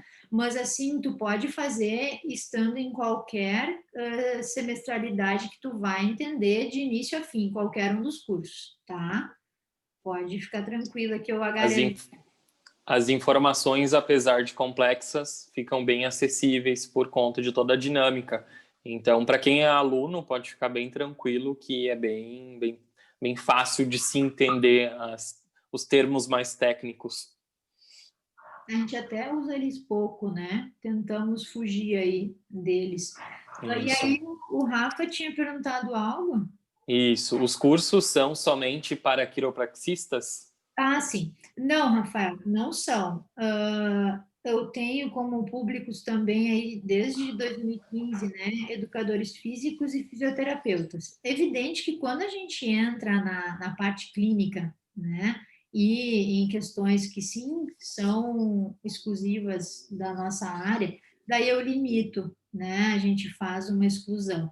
Então, tu pode perceber, por exemplo, lá no nosso site, a gente vai ter o de biomecânica clínica, esse que a gente sorteou aqui, ele é exclusivo para quiropraxistas, né? Mas o de biomecânica da postura não é exclusivo para quiropraxistas e o de avaliação computadorizada também não é exclusivo para quiropraxistas, tá? Vocês podem estar comprando, tu vai ver ali que em nenhum momento a gente vai pedir a tua ABQ, né? Nada nesse sentido assim. Realmente a gente, tu pode te inscrever, tá? Não vai ter problema nenhum. Outra coisa que eu ia dizer para vocês, pessoal, se vocês porventura tiverem qualquer dúvida, né, vocês podem escrever para a gente no WhatsApp, tanto para mim quanto para o Will. É bem tranquilo. Assim, eu digo assim que a gente parar, a gente responde, né, Will? O William me ajuda, pessoal, em todos os cursos, tá? Então, se vocês tiverem aí dúvidas, vocês podem estar falando tanto comigo quanto com ele. Tem mais coisa, Will? Não, até agora essas foram as perguntas. Mas só ressaltando o que tu acabou de falar, me coloco à disposição. Então, qualquer dúvida, enfim, interesse dos cursos, ou realmente entender um pouquinho mais como que funciona a dinâmica, o entendimento, enfim, só me chamar aí no WhatsApp já encaminhei os artigos para os alunos que se interessaram, para os formados que se interessaram. Então, enfim, qualquer coisa, estamos à disposição. Que eficiência.